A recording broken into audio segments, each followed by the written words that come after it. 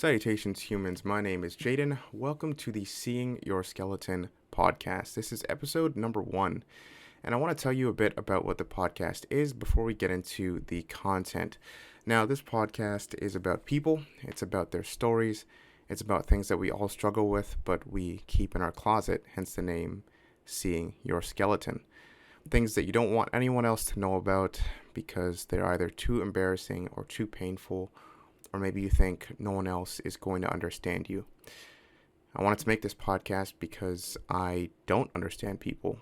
I struggle with that. It's a huge thing for me. And I feel like maybe people like me, people who struggle to get their shit in order, to feel like a regular human being, might need someone to listen to every now and then. This podcast will be running once a month, hopefully, if I don't die or something. But other than that, today's topic, it's going to be about censorship and being filtered and my opinions on those things. And I'm going to talk to you guys about my own story. And you're going to learn way too much about my life than you probably care to know. And let's get started. So first I want to bring up what it is to be filtered, in my opinion. I want to talk about why I think it's just such a detrimental thing to me in particular. I understand that we need filters to a degree to remain professional and to avoid conflict in certain situations. I get that, right? I'm not saying there's no place for not being filtered, or for being filtered rather. But what I am saying is I feel like for a long time, I haven't been able to be genuine in the way that I want to be. You know, like I try, and I feel like I get closer and closer, and then I get scared, and then I stop. And then I never ever fully express myself the way that I want. It feels like I'm caged almost. And I remember when I was in college, there was this one professor, never forget him, and I'm being texted, I'm sorry about that, I should have turned my phone off. And my professor said to me, Jaden, stop holding yourself back. He said, stop it. He said, I know that you want to get along with all the other students. You know, you want to be a part of whatever they're going through or whatever it may be, but he could see that I was keen on trying to get something done, and I wanted to do something. And I didn't realize the importance of that statement. I really appreciated it when he said it, because many times in my life I've never really had someone come up to me and tell me, hey, there's something valuable about you. You know, don't waste that. Other than my mother, who will never stop telling me that, which is kind of funny. My personal belief is if people could be completely honest in their endeavors, the world would be a much better place. That's my opinion.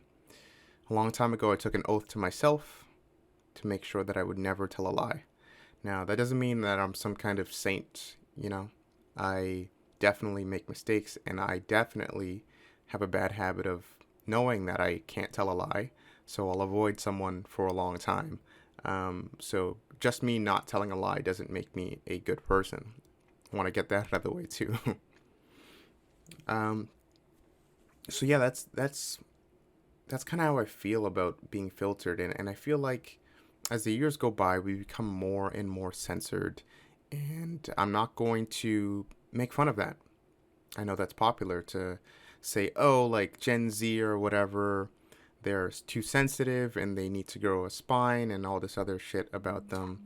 I don't understand, and oh my gosh, sorry about the text again, but I don't understand why we have to be so negative towards them. Yes, there's some things that I don't agree with them on, and I don't agree with taking people's right to say what they believe, even if it's something that you don't like. That is extremely frustrating for me, and I've lived my life for so long trying to please people and trying to be absolutely correct that I never want to step outside and say something that might agitate someone, something that might cause conflict. And this is a bit of a warning because I am about to say a lot of things that are going to get me in trouble. So, mother and father and brother and cousin and sister and whoever is listening to this on my family side, I am pretty sure I'm about to start a giant ass intervention. Probably gonna start swearing a little bit. Probably shouldn't because that will get me in trouble. But what the fuck are you gonna do about it? I am an adult now. Okay. So, first I'd like to start off with embarrassment. What embarrasses me? What makes me scared? And I want to bring this up because there's so many of us that have these little things that make us more insecure and we're not willing to share them. And a while ago I made a video on YouTube. It's not a very good video, but it's called 69 of my insecurities and flaws. And I wanted to put that out there to kind of give myself a bit of a confidence boost to say, you know what, like, I'm so messed up and all these things I really don't like about myself, but that's fine. So, one of my first things I was insecure about, I can remember, is my weight. I very much didn't like being overweight. Kids would make fun of me, all of that fun stuff. And I made it my goal to get lean. And when I lost some weight, it was okay, but it was never really good enough. And even to this day, it's something that sits in my mind, but it's not as painful as it once was. I'm well above average in terms of physicality and also in physique, right? It's not necessarily something that I want to weight heavily in my life because we all age and I'm not going to look the same. And it's not something that I think needs to be vital. I don't need six-pack abs. It's just a result of training and what I do. The next thing that I'm insecure about is being unattractive. I look at myself in the mirror, I'm like, gosh damn, that dude right there is ugly as hell. And it's an upsetting feeling because, you want to, especially if you're a male around my age, I'm 25, I haven't had any meaningful relationships really, and more on that later, but I just feel like maybe there's something that I don't have, it's like, what about me is so strange and so odd and off-putting, and spoiler alert, it's really not about other people finding me unattractive. It's about me kind of pushing away every important relationship in my life. And, at this point in my life, kind of reflecting and being like, oh, wow, I wish I could turn back time like that 21 Pilot song and just do it all over. But I can't. I'm at this age now. Another insecurity of mine is not having oh boy, here we go. Now it's gonna get weird. I don't have a big dingus, all right? I don't have a big dick. I'm saying the word because it's just one of those things where people expect it when you're a black guy, and I'm a black guy, and I would very much like to follow this stereotype, but I think I'm average, maybe slightly above average, and it's there, but I feel like there's that expectation. And sometimes oh boy, sometimes I'm struggling to say this without cringing. Sometimes when I meet a female, it's this expectation that I don't know. I don't know what I'm about to say, but I feel like you get the gist of it. The next thing I'd like to talk about is being old and not growing. I am 25 years old at this point in time. I'm turning 26 in a couple of weeks. And to me, it's felt like a lot of the same problems I had when I was 16, when I noticed a big shift in my own mentality, are still issues I have to this day. Feels like I haven't grown enough and I haven't been able to get where I need to go. And in my opinion, I think I spent so much time searching for answers on what to do to be the person I want to be that I already found those answers a long time ago. I just kept holding myself back. And that's why I appreciate my professor using those words to me way back when.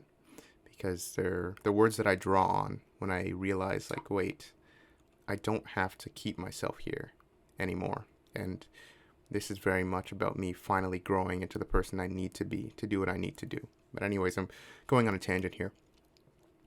The next thing is being broke. I am broke as shit. So a bit on me and some other things I'm insecure about. I went to college and university. Went to college and I did fitness and health promotion. I finished that program. And during my time in school, I was pretty good with school, like good grades, basically an honor student.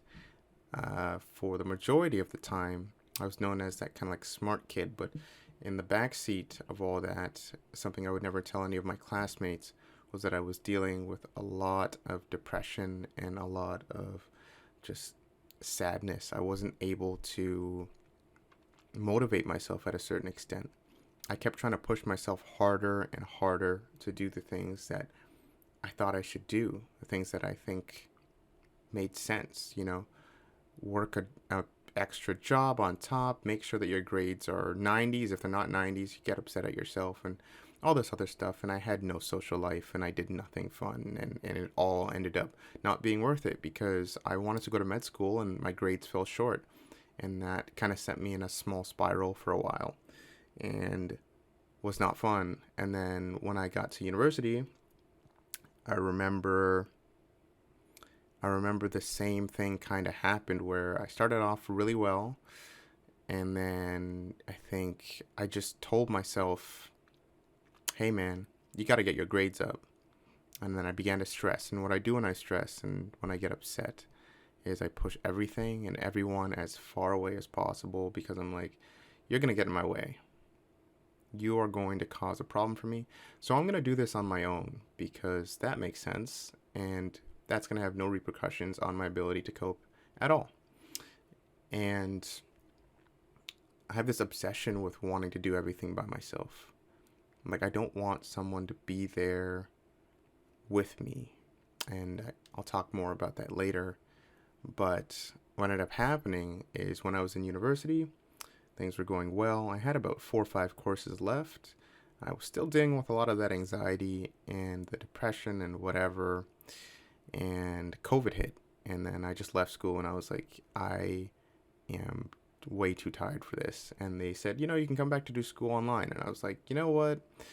I just don't care enough. I really just stopped caring entirely. And did not get my degree, although I was that close. Is it something that I really wanted? No. I didn't want to have a degree in that particular field. It was cool. I love learning. I love asking questions. But I was just kind of in there to prove that I was maybe a smart person. I had all this anxiety about being smart, like I was a black kid and I grew up, I saw a lot of stereotypes about other black kids just not being intelligent. And I think that really upset me. It made me say like, hey, when I grow up, I don't want people to look at me like I don't know what I'm talking about. Like I'm just, like I'm stupid, like I don't understand anything. And it's a stereotype, and it's a stereotype that I don't think is true. I worked my ass off, to be as good as I could be. And when I got to university, there was only 2 black kids in the class, which was kind of crazy. But anyways, I digress. I had huge issues with, being the smartest one. I remember when I was in university and a teacher told me I was top of the class for one of my classes. I was so happy about it.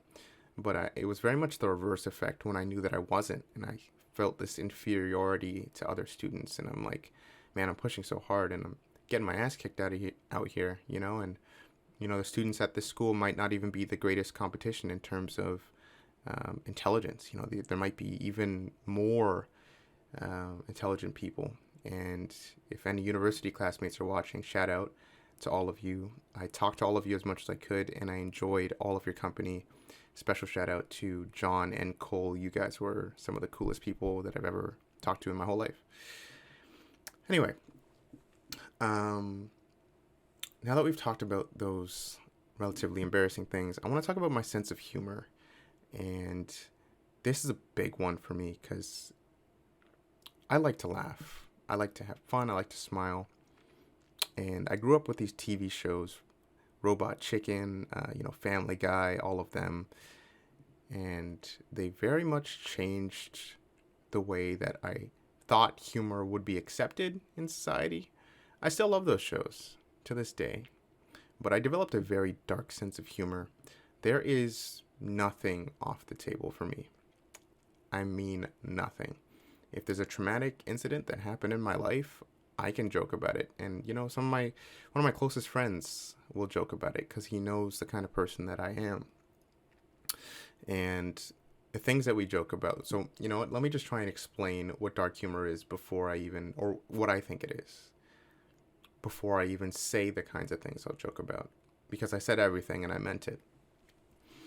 So to me, dark humor isn't laughing at the thing, right? I don't think it's somebody got murdered and I'm sorry, hiccup.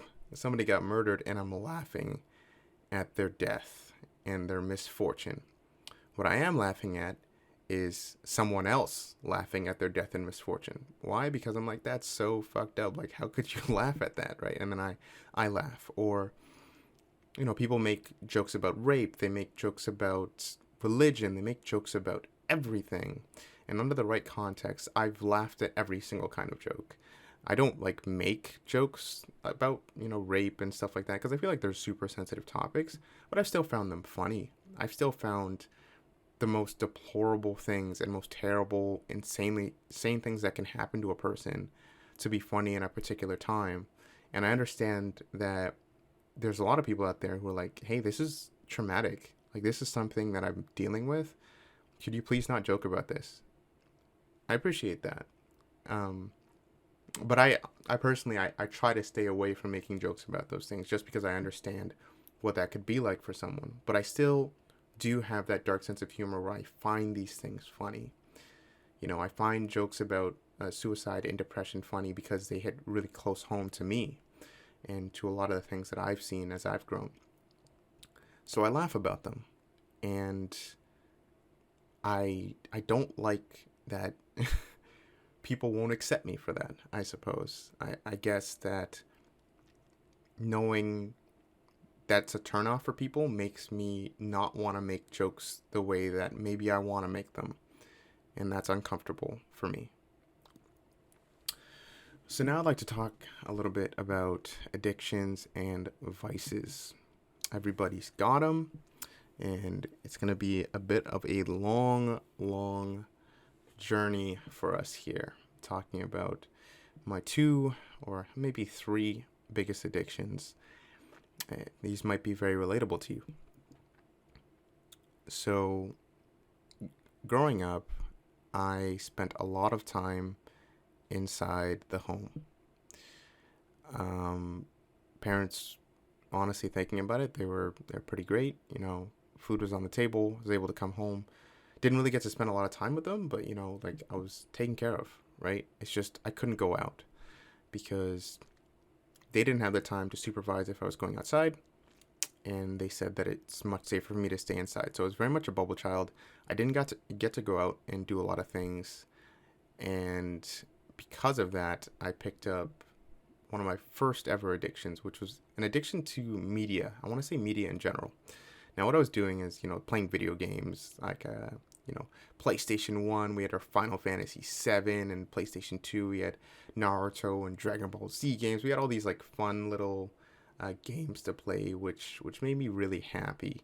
I didn't know that later on it would become something that was extremely addictive for me, but I loved it. And to this day, I think games are some of the most interesting things ever. And one day I'd love to learn programming so I could make one for someone else to play. That being said, my social skills took a big hit for sure. Because I was always playing video games. And when I was in high school, that was the first time that I was able to kind of go out of the house and not really have to come back with too many repercussions. Yes, my mother would get mad and say, you should have been home by this time, but it was kind of like, all right, I guess he's getting a little bit older, but, you're still in trouble. And I noticed how happy I was when I got to leave the house. I was a pretty awkward kid, but I knew that being outside of the house for the first time in a while, everything felt brand new. It felt super exciting to actually be able to do stuff with your friends. And because I thought about how much time I spent playing video games, I was like, man, I wish I could have done more stuff. I started to kind of hate it because I was like, what was I spending all this time for?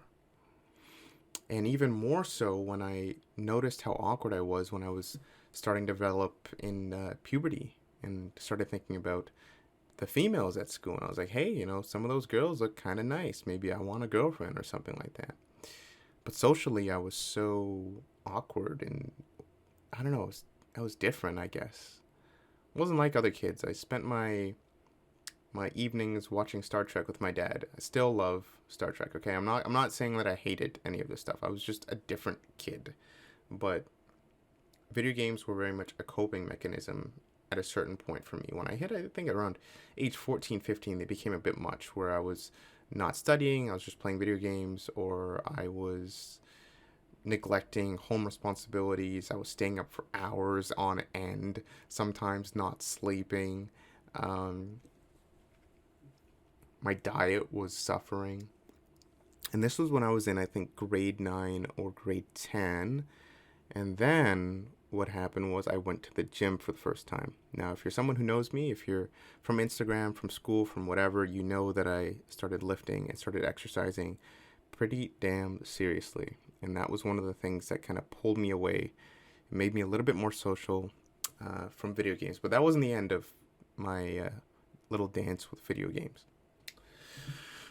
So, school's out, high school's over.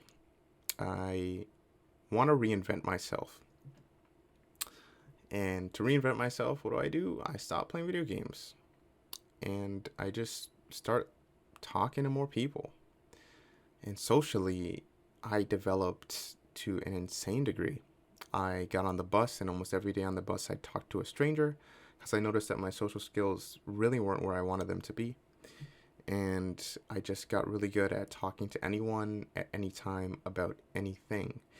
I would go into class, I would talk to every student that I could, and I just felt way better socially for the first time in my life.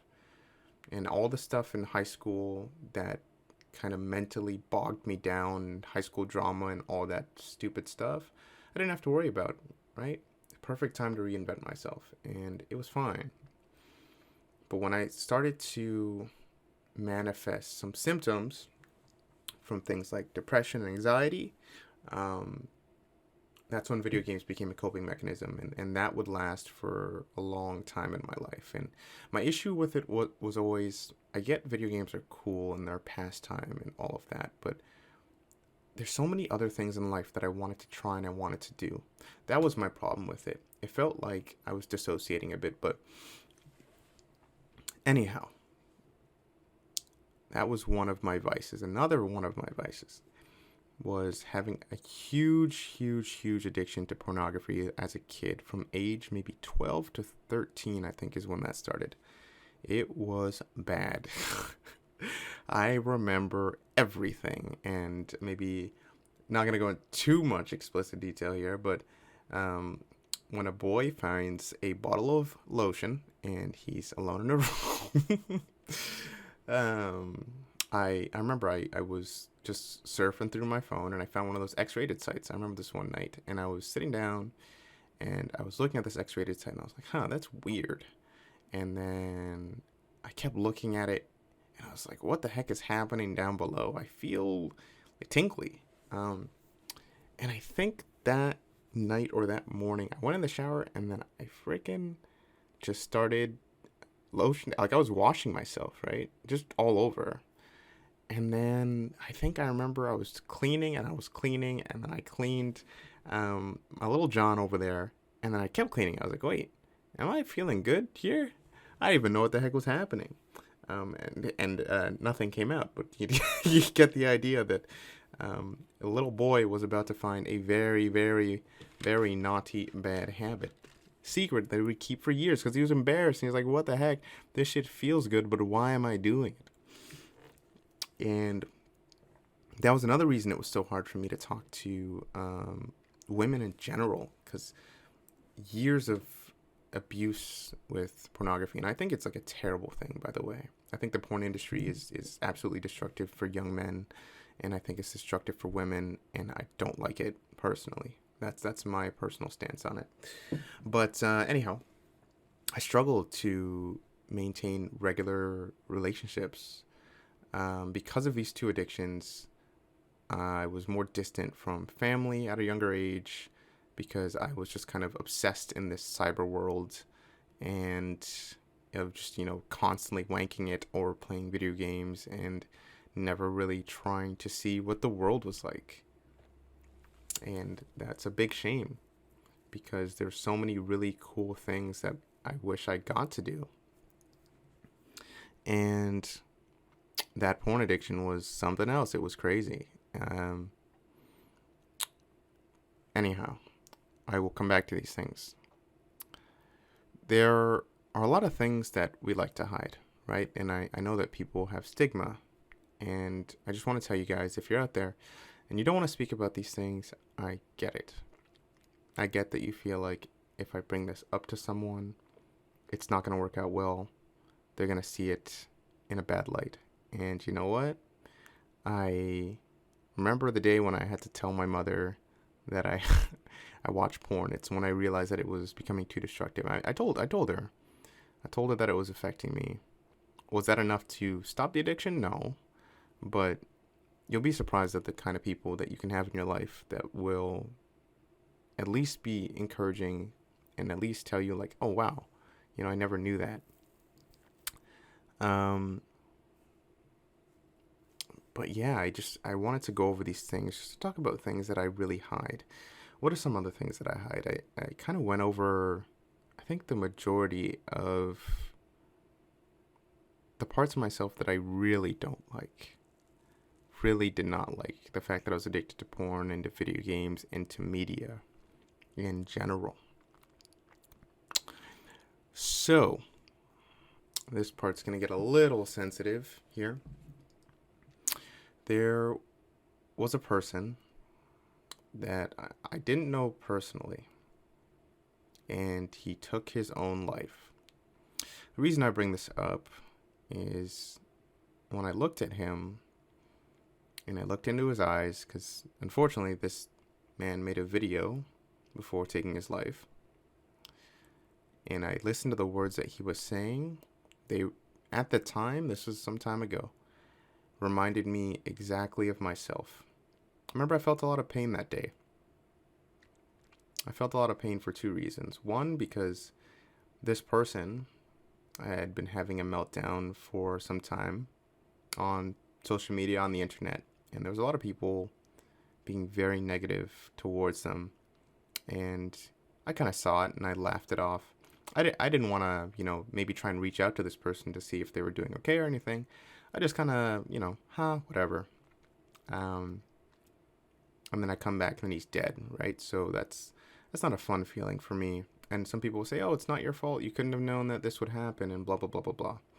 And I get that people like to say that, but for me, I always feel like I have a responsibility to the other human beings that exist on this planet. So I think it was a very upsetting experience.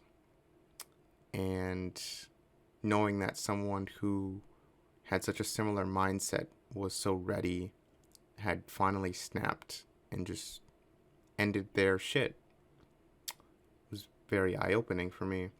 And I remember that day I promised that person that I was going to be someone who could make a real change. Now, this was a few years ago, and for a long time it's felt like an unfulfilled promise. It's felt like I was speaking to him like, man, like, this is what I'm gonna do, in your memory, in your honor. And I sullied it.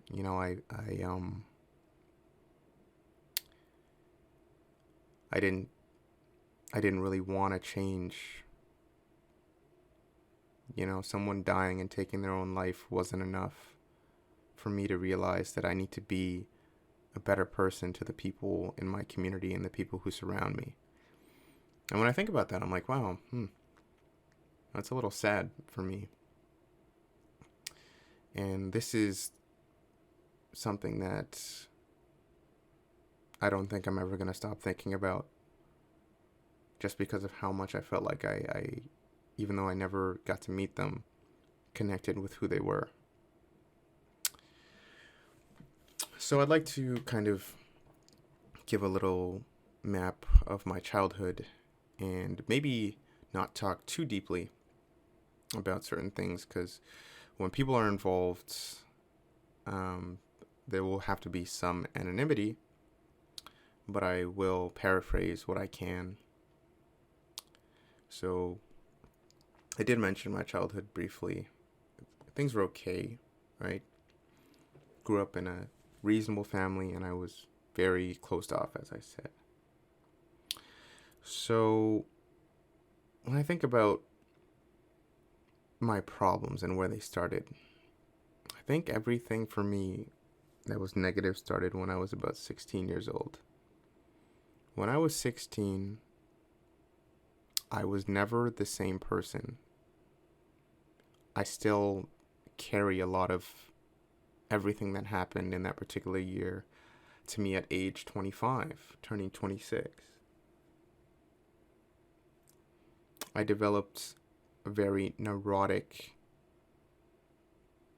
behaviors, just in traits, and it was very easy for me to adopt these behaviors and cement them, because previously to being in high school, I didn't really talk to that many people anyway. So one of the first things that did it for me was I had a friend of mine, a really great friend. We both used to love this TV show. It was called One Tree Hill.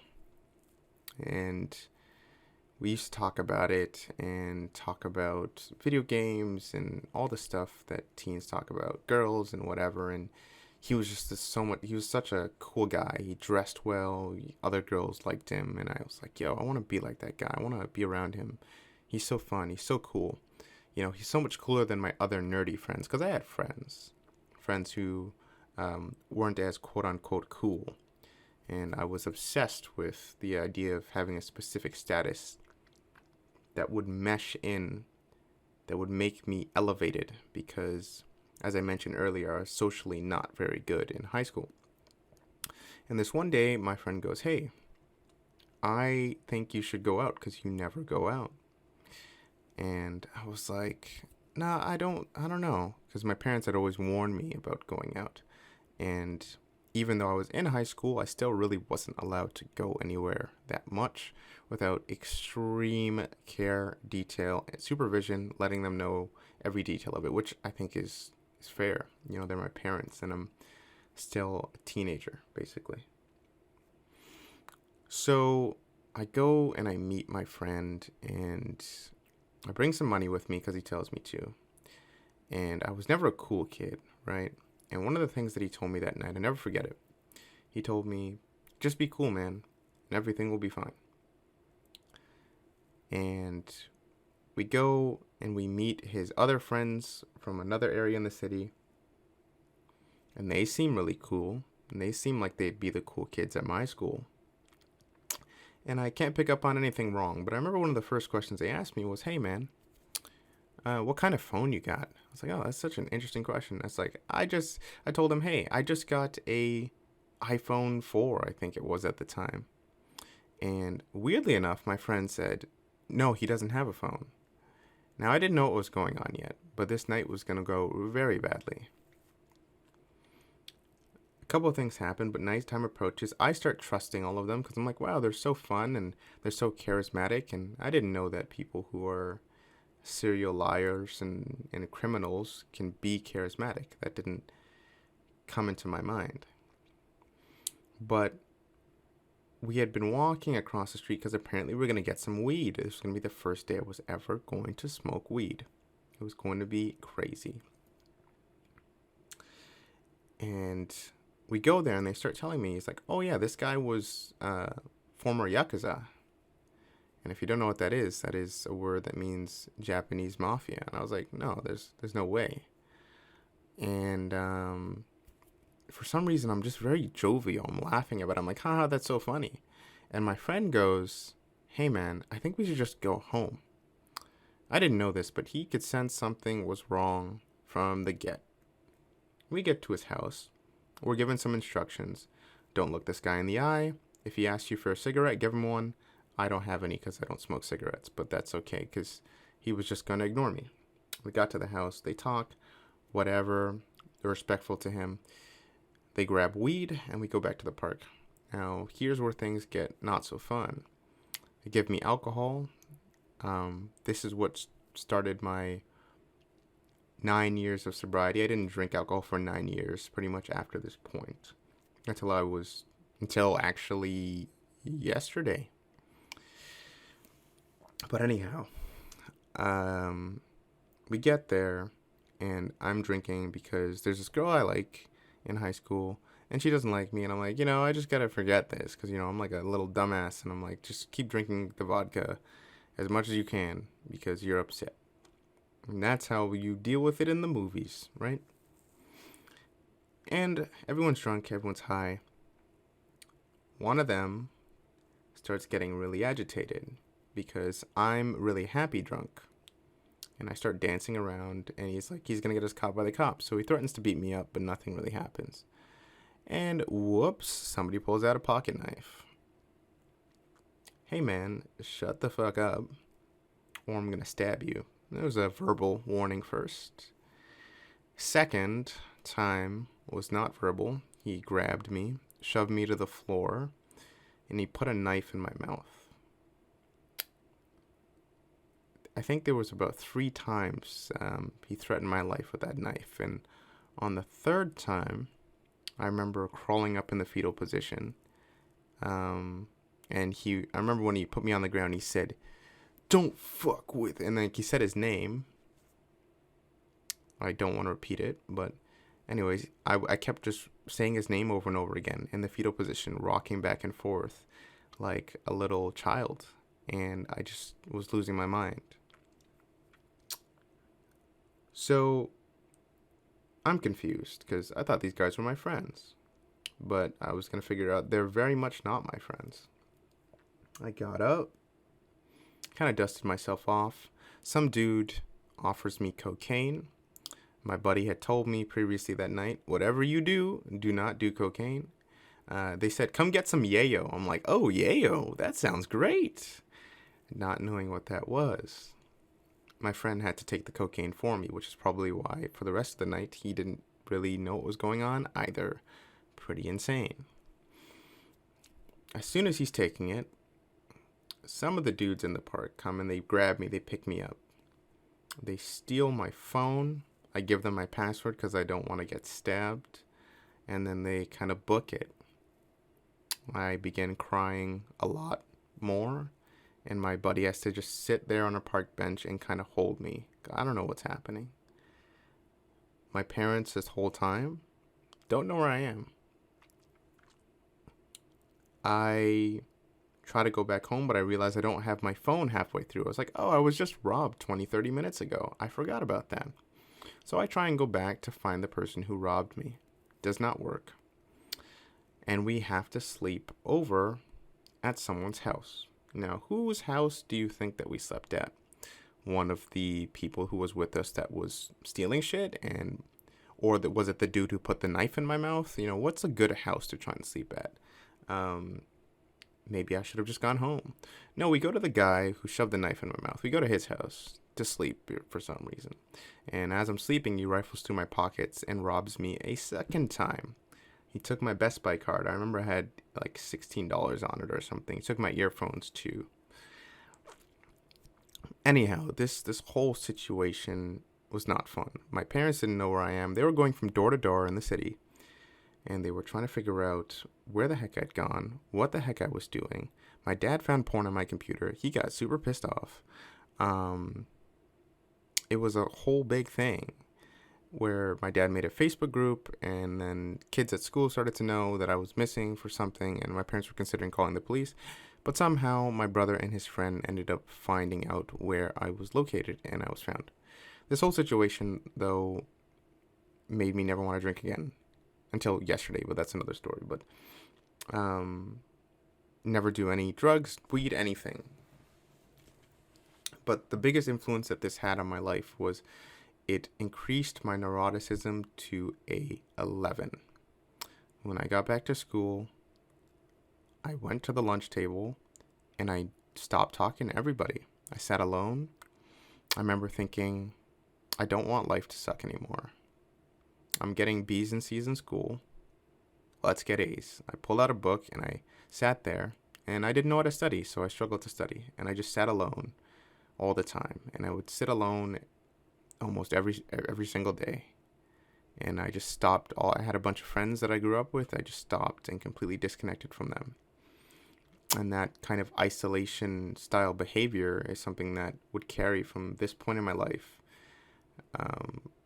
further down the road. And I think that's one of the most important parts of my childhood, but not the only one. Around that age, I'd seen a lot of things that really scared me as well. It all felt like within the age of 15 to 16, I was really seeing very terrifying, real parts of life and of people, and I didn't know what to make of it, and I didn't have anyone to talk to about anything, and I guess I should leave it there, but I couldn't talk to anyone about certain things. It wasn't fun. And yeah, that's kind of my childhood explained in a way. Explains why I've just never been able to connect to people after that, because I had this fear that still lingers with me. Every night when I would go to bed after that day, I would take a bunch of knives and I would put them everywhere in my room. And I would expect someone to come into my room and try and harm me. I stopped trusting everybody, family, friends, parents. There wasn't anyone that I could look at and believe what they were saying was real. Because, I mean, one of my best friends in the world betrayed me, is what it felt like. Although he did try and protect me, and he did try and get me a new phone. But anyways, I never really thought it was that much of a problem, and even to this day, my own personal view on things is like I can only trust myself, and to me it makes sense and it's reasonable. I think there's something that you lose when you operate on that mentality. There's a certain amount of love and care that you will not be able to give when you just don't give people the benefit of the doubt, and you're constantly on edge and you just don't believe anyone all the time. You know, as much as I love people, and trust me, it's not like I don't love people. I love hanging out with people. I love talking with people. I love meeting people so much. And that's why there's a lot of people I know who probably might be surprised to hear all of this, because they may have seen me very happy and genuine. And I think a lot of that comes from spending so much time isolated, because I've been so afraid of making contact with people, so afraid of connection, so afraid of touch, like touching other people, all that. Like, I've just not wanted to, you know, it's tough. Anyhow, I don't want to get too rambly about that, but I wanted to let that lead into my issue with dissociating from reality, which is what a lot of these topics kind of tie into. Specifically, my addictions, I mentioned before, to porn, to video games, and not being able to break those addictions, and this constant addiction to the internet and just media in general, and just escapism. Like, everything that I had to do was not important. What was important was escaping reality, because it was just so much more bland, boring, terrifying in comparison to just living a real life. Social interaction was terrible. School, I didn't really take an interest to. I just needed to not exist in my regular world. I was very unhappy. A lot of days. I remember walking home a lot of days and just crying by myself because I just didn't know what to do. The only option was to find tasty food or to play a video game. So, with this neuroticism, with this feeling that I could never be around anyone, this fear that people are always going to harm me, I struggled to do things that I wanted to do, right? As you can imagine, people are a part of our everyday. I can't just avoid people all the time if I want to do stuff.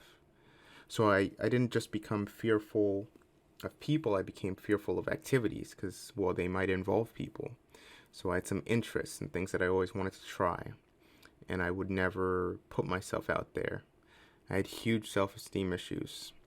I mentioned some of the things in the beginning that I was embarrassed about, things like being unattractive, things like my weight, not having enough money, not having this or that, not being enough for whatever reason. That was tough socially. And then, okay, well, now I can't do things that I think are cool because people are going to be there. What do I do about that? Well, I guess I can sit down in anxiety and fear and I can ruminate on that idea. I did that a lot. I'd be afraid of something and it would hurt, and then I would sit and just constantly think it over and over again about how much it hurt. And the pain that you feel when you're in social isolation and you are depressed is like nothing else. And I want to talk about that a bit. I want to talk about pain, loneliness, depression, and suicide here. And this is gonna not be fun. I don't think. I think when dealing with the pain that I felt, because I was so neurotic, I was so opposed to talking and connecting with other people, that even if I talked to someone that genuinely wanted to help, that had good advice, that really cared for me, it would just never seep through. And even to this day, like, I've only tried to rely on myself for trying to be stronger mentally. I can't see myself looking towards someone else, even now. And when it comes to dealing with the flurry of emotions that hits you at once, and it's really a flurry, it's never just one thing, in my opinion, when I think about what depression is and when I think about what that pain is, that pain that just, there's no other way to describe it than it's literally like your own chest is becoming tighter. You struggle to breathe, you know. You stay up all night, you can't sleep because something's constantly replaying in your mind. You get up and you hate the day and you don't want to move. You start the day late all the time because maybe just another second of laying where you are is better than getting up for some reason. You just carry it every day and you have this negative outlook on life. And you don't want to be that way. You don't want to be there. You want to get out. You want to find something that'll help you. And so you start doing things, right? You start looking for things to change that. Maybe you exercise. Maybe you go to therapy or whatever it may be. And you want the pain to stop. you don't want to get up every day thinking of different ways to kill yourself or different ways to die. You don't, like, you feel weird being around people that way. It's like, man, am I the only one who feels like this whole thing is pointless, you know? Just me? All right, I guess I'm gone. And to me, when I think about what was the most helpful thing when it comes to not being depressed, I think a lot to some of the people that I've been fortunate enough to meet. They're not people that I connected with and stayed talking to, but they taught me very important lessons. There are people who are very high functioning and they deal with depression and anxiety. And it's not always crippling to the point that you cannot do anything. And if you're young and you're dealing with depression, sometimes you have to meet some of these people who are going to tell you how they find a way to get up in the morning. Or they just tell you that they can understand on some level what you're dealing with. But it gives you hope that you can pull yourself out of whatever you're dealing with.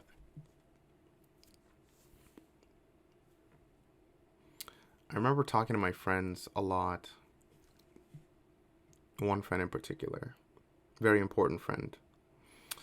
And it never, although it was nice to talk, it never felt like all the problems and all the hurt and all the pain would necessarily disappear. And maybe it would feel worse if I was alone. You know, I don't know that.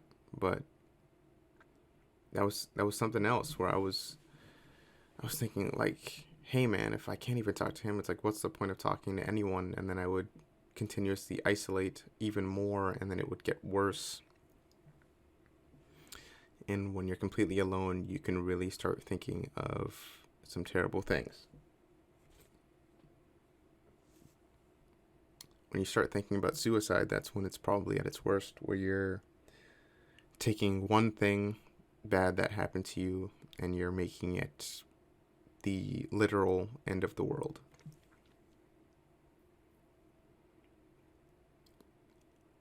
It's haunting to think about now because I don't think that way about myself anymore. I don't think these things. I want to live, you know. I want to have a good life. You know, suicide isn't something that I've thought about anymore. If I'm going to be honest, it's something that's, I don't know when, I don't know how, at some point I was able to just say, no, I'm not even going to joke really about that. It's just not something that I'm thinking of. When you're in pain and you don't know what to do with that pain, if anyone is listening, don't do it. Right? Don't. There's nothing that you have to gain. You have everything to lose. And I'm a believer that you can grow and you can improve and you can figure something out. And if you've tried 100 things, you might need to try 101 or 102 or whatever number it may be. But don't just give up. You owe yourself a chance to be a better person. You owe yourself a chance to live a life where you can feel more fulfilled and do things that you dream of doing. So please do not do that to yourself.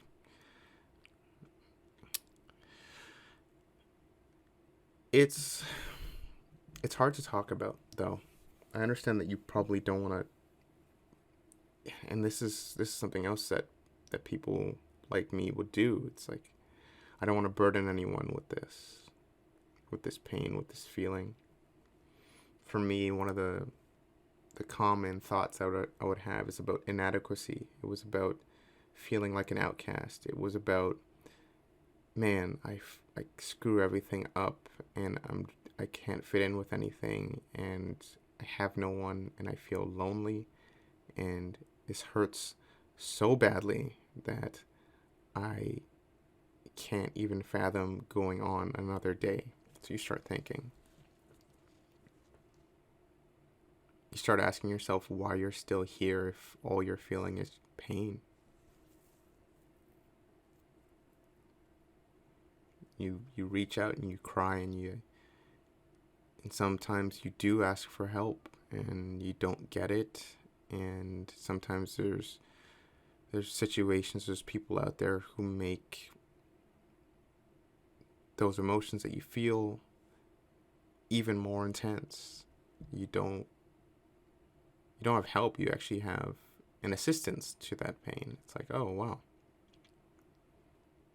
Well, what do you do about that? Well, you ideally, if you could, you try and get yourself a healthier environment. So I just want to talk about that a little bit because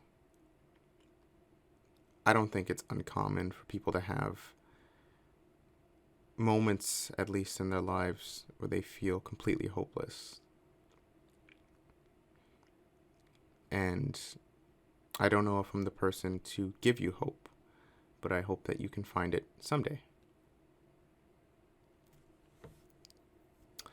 So I wanted to bring up something maybe a little bit lighter here for a moment, which is just about how funky I found the amount of social isolation I did. I spent so much time with myself that I became a real oddball, you know. If you've met me in real life, you're like, ah, that guy's flipping weird.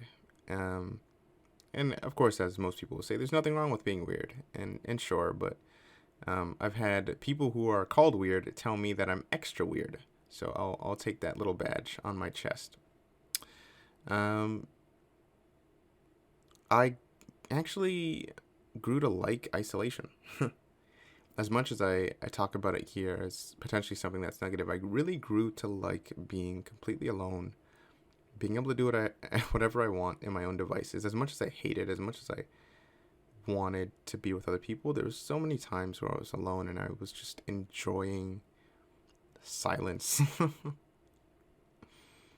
enjoying just being to myself because, no one can, either get in the way of work or things that I want to do, or just have fun uninterrupted. So at some point in my life, I began to get very, very serious about not only studies, but just about being a better person. And what I started doing was I started looking at my time. I started becoming very, very intense about time. And I won't forget how bad it got. I knew it got bad when I would talk to someone, I would pull out a stopwatch and I would click it. Hopefully they wouldn't see me click it.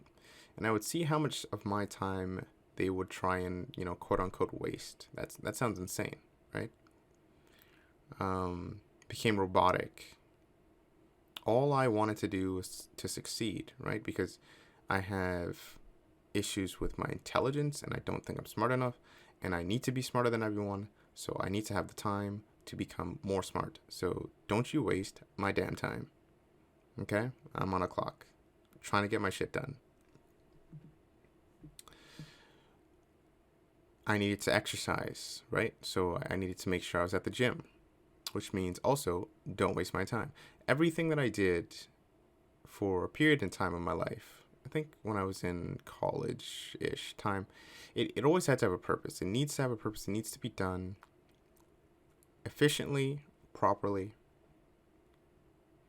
Because if it's not done, then who am I? I want it to be the best, most insanely good version of myself. And if you haven't pieced it together already, based on what I've talked about, I had a huge issue socially because I really wanted to be accepted by other people. I wanted to feel what it was like to feel loved, not only in a romantic sense, but in a social sense. And I didn't have friends. And I thought that, if I'm like this super great human being, someday maybe I'll be able to not only relax, maybe take away some of the pain that I feel internally, but, finally be able to talk with people and slow down a bit. That was the idea for quite some time. I felt like every minute should be spent to being the best that I can be, ever. Not only because of those things that I previously mentioned, but because I knew if I was better than someone else, then I wouldn't be thrown away like a piece of trash, People wouldn't just leave me. I had fear of being abandoned. I thought that I couldn't trust people to be there with me unless, I demonstrated enough value for them to be there in the first place. I need to be a valuable person if I want people to be with me. No one's going to like you just for being who you are. No one's going to like you for your personality. So, you should be more of X and Y. And I learned that through my journey through life, through some of the improvements that I've made. Becoming better at exercise, right? Getting more fit, more people took attention to that. Became smarter, people took attention to that. Oh, that's a really smart guy right over there. Wow. I liked that attention. I was like, wow, I'm making friends and all of this because I'm working so hard. That's pretty cool. But to me, I would do everything to an extreme, right? And that's a part of the reason why I struggled so much with my own mental health while I was in school. I had a huge problem with failure. I had a huge problem with shaming myself for failing. And not just in the school sense. Throughout my life, I've struggled to quit, or struggled to reduce at least, my addiction to things like porn, games, media. And I failed at quitting those things countless times. The reason why I wanted to quit them is just I wanted more time to be more efficient, to do more work. And if I could do more work, I could become a person that I truly value and do things that I always dream of doing. And I've spoken about dreams maybe 2 or 3 times on the podcast right now. And I think it's important to have something that you dream of. I think that my life became about a dream. After that incident when I was 16, I think I began to dream of a better world for myself and what that would look like. And I obsessed over it, and I changed everything in some positive and some negative ways. It became so bad, and it has become so bad. Well, maybe I'm a bit different now, but if I failed anything that was sending me on my route to be the person I wanted to be, it would shatter me. You want to know why it shattered me? Because there's nothing else. Why is there nothing else? Well, there's nothing else because I don't believe that I can have friends or I can trust people. I don't believe in love. I don't believe in family. I don't believe in anything other than dedicating myself to getting to one particular goal for the sake that this goal can bring me some kind of peace. I'm saying I will be a happier, more fulfilled human being when and if I get to that place. I need to get there. Everything else I don't care about. I don't want to know about it. And hopefully that lets you understand why I had such an obsession with time and where my time should go all the time, because I was like, man, I need to get there fast because I am suffering. I was suffering particularly because I didn't really know how to deal with failure either. Because failure was so painful, I often made the same mistakes so many times because I wouldn't spend time to reflect. I would just spiral out of control. I had many bad downward spirals where, if I reflect, things in life were going pretty good. It just mentally, I couldn't handle the stress of trying to be the person that I felt like I needed to be. Or maybe it was the person I needed to be. I don't know. I think I spent so much time trying to grind to become this person, and I didn't think about my mental health at all, that I gave up on the idea of happiness entirely. I remember I had a philosophy class in school, and we were talking about this guy named Viktor Frankl. And basically, he was in some concentration camps. And he left those concentration camps, and he told a story, a very beautiful story, about how he overcame his struggle. And he talked about how happiness it's not going to be a predictor of whether or not you're going to live. He said that you need to find some meaning in your life. I remember pondering that very heavily. What is meaning? What is purpose? Why am I and who am I? These were the driving questions behind so many of the changes that I made. So many things that happened when I was 16 had led me to this why, who, what, for what purpose.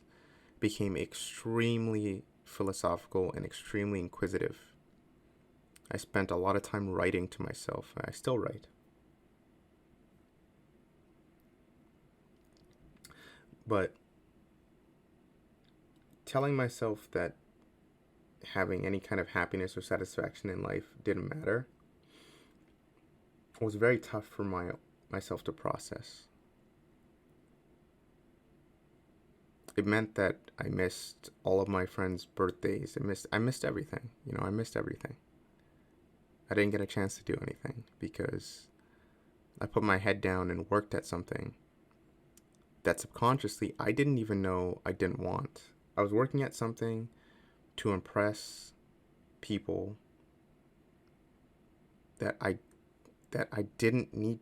I didn't need to do it. I wanted to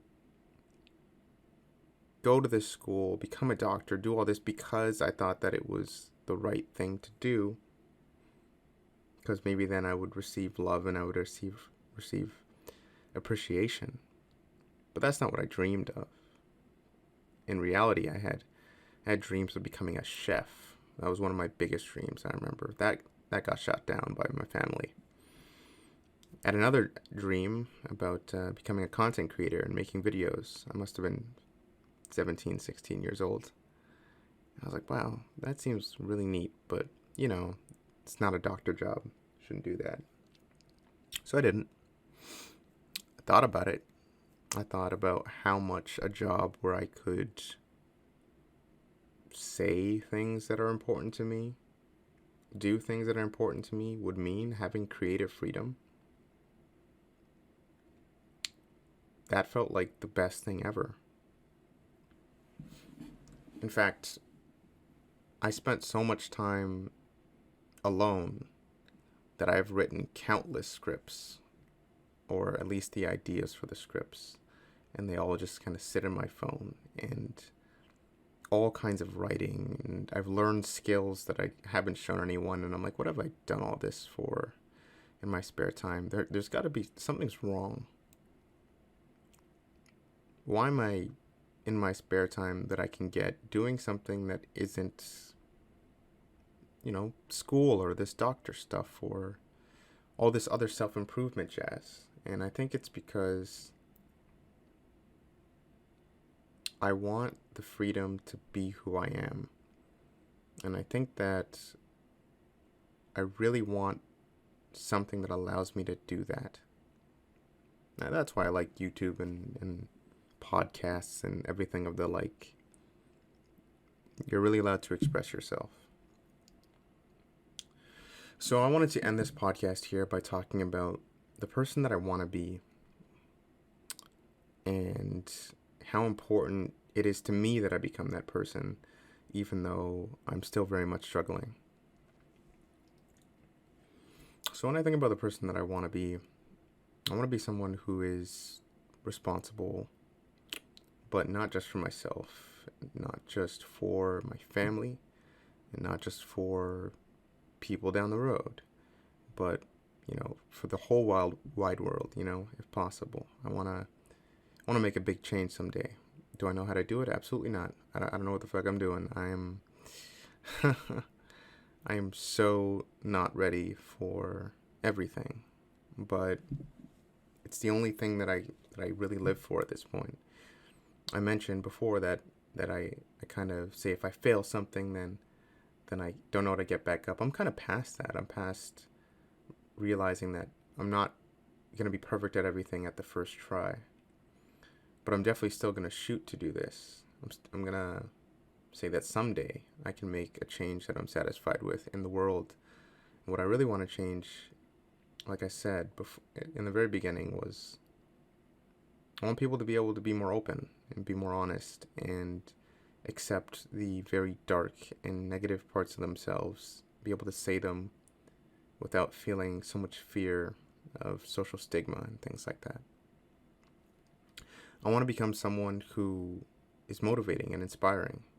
And to do that, I know that I have to work harder than almost anyone else, if not anyone else. I understand that, which is why whenever things don't go my way, it can be a little upsetting, right? It's like, ah, damn, I wish that went better. That's why I work out every single day. I'm like, my physical health, I have to first start there. Start by getting myself in a place where I know that I can see a noticeable result over time. And then after my physical health is in place, there's a bunch of other things that I have on that list. And to me, I constantly have to challenge myself to do things that I think are super tough and impossible. That's what I want to do, because there are people out there who can't even walk, who can't even talk, who have major disabilities, who have all kinds of things that are holding them back. And if I want to be able to speak to everybody, and if I want to be able to encourage everyone to get off their ass, I can never have an excuse to not do or do the things I need to do or be the person who I'd like to be. There can never be one. I want people to be able to look at that guy and go, he does work fucking hard. There's no excuse. They can't say, oh, because I do this, I can't. Like, no. I don't want there to be an excuse. I want people to be better and strive to live a healthier life if they can. I want to take responsibility for as many people, like anybody, anyone I see, anyone who I talk to or meet. To me, that's like a very important thing. I don't fully understand why, but it's just like, I feel like it's almost my purpose to get out there and try and just go full force at it. Because I've always seen my life like, okay, well, I really, really struggle with trust, and I'm highly neurotic in this way, and I don't think I'm ever going to experience love or connection or get married or have kids or have very awesome social attachments with other people. I don't see that for myself, but what I do see is this creativity, and what I do see is someone who genuinely wants to help. And I see all these things, and I'm like, well, what if I put my energy there?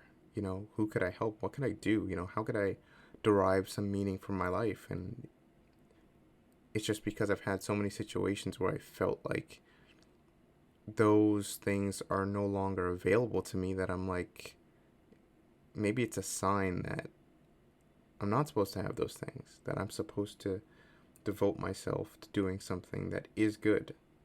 But I don't know if it's necessarily a sign. One thing I do like is I am slowly becoming the person that I have always wanted to be, through quitting things that no longer benefit me, that no longer aid me in my growth and development process, which if you want to do, I understand. I just personally, one thing that I will not support is the porn industry. I'm kind of looping back there for a sec. I've talked to some friends, and it's like, oh no, it's no problem. It's no. I'm like, I think it's mentally damaging to both you and to anyone who's involved in it. I think that when you're constantly watching something instead of participating in the act, it takes away a certain part of yourself that is hard to get back, depending on how long you've been at it. I think it chemically alters your brain. So that's a big thing that I want to fight against. I don't think that it's healthy for people, and you can obviously do whatever you want, but if you're somebody who struggles with that, I would say it's maybe time to look inwards and give it up. You'll probably feel a lot better. Because I can remember when I was going withdrawals, even recently. Withdrawals of like not watching some other dude clap someone's cheeks. Literally the weirdest kind of withdrawals you could have. And I'm just sitting down in my bed, tossing and turning for hours. I think I got like almost no sleep that night because my brain was feeling like it was deprived. It was like, hey, where's my pseudo sex? You know, like, where is it? I'm like, hey man, it's not here. Oh shit. I just found it so funny that I'm there tossing and turning over that. In terms of some of the goals that I've set in my life, like one thing I want to do is climb Mount Everest. I want to run a 100-kilometer run. I want to try and get 1 billion subscribers on YouTube. I set these goals and I'm like, oh my goodness, what the heck am I doing? I should set smaller goals. I do have smaller goals, but looking at myself right now, I ask myself, can I reach these things? I don't know, maybe. I'd love to. I hope I live to that point. And I just don't want to half-ass my goals because that's something that's been a pretty big problem, where I don't put in enough effort, or I underestimate the amount of effort required to do something impactful. And that is something that is very much rooted in my own perspective of self. All these negative ideals that I have about myself, this negative self-fulfilling prophecy, you need to change it. You need to be able to say things that are good about yourself. And the very negative, toxic things that you repeat to yourself, that you state as fact, you need to stop doing that. If you go around saying, I can't do this, or I'm terrible at this, and I'm bad at that, and you constantly say these things, I'm a firm believer, especially now in my life, that does you no good. And whenever somebody says the word, I can't, I get upset. I get genuinely upset. There might be some validity to what they're saying, but to me, I'm like, hey, like, maybe not yet. Maybe not in this way. But I never want to say there isn't a way to do something. I feel like that also takes away from what you're able to do. I also feel like the overconsumption of media and escapism, it drains your energy. It drains your creativity to a certain degree, to the point at which you're obsessing over things that maybe you could be creating instead. I know a lot of musicians out there, you know, you're probably very, very talented, but maybe you listen to a little bit too much music. I know it can be useful to do. Or maybe you're not a musician at all, but you love Drake. Maybe you'd want to try music someday. I just feel like when you consume too much media, you become a consumer and you're no longer able to explore certain parts of your mind. What I really want is for people to dream and to be able to explore those dreams in whichever way they see fit. And I know it's maybe a misguided thought, because are dreams the most important thing in the world? I mean, I think so. But not everyone gets to do what they dream. That's what I've been told. I don't think I like that. And if we're being honest, I mean, just dreaming or doing things that you dream is maybe not the most useful thing to society, right? We all have to survive, plant crop and all of that, and farm, and technically speaking, sustaining the world, keeping healthy, population numbers, those things are really important, but I don't know. There's something about when people dream, what that does to me when I think about someone who has hope for their future. I want to be someone who people want to believe in their dreams again. One of the many things that sparked my journey was seeing so many people who were older than me talk about their life like it was already over. They talk about dreams and things that they could have done, things that they can still do. But age is now something that they've decided is going to stop them from doing them. I want people to believe that it's possible to be the person that you want to be, to say the things that you want to say. And I'm going to wrap it up right there, guys. I kind of went all over the place, but I hope that you enjoyed listening. This first episode here is really just my thoughts on myself. And the second episode, we're going to have a guest on. Now, the structure of these shows is quite simple. It's a 30-minute to 2-hour conversation between me and someone else. And we're going to be talking nothing but the truth. I get to ask them any and every question you could ever think of. There is no inappropriate question that could ever be asked. It's all on the table. I'm going to give people the option to be anonymous, so you can use a voice changer if you'd like, or you can keep people anonymous that you're mentioning if you're talking about something very traumatic that has happened to you. And if you're interested in being on an episode of the podcast moving forward, you can go ahead, send me a message on Instagram or comment on YouTube for now. But that has been it, everybody. Thank you so much. I'll be seeing your skeleton next time.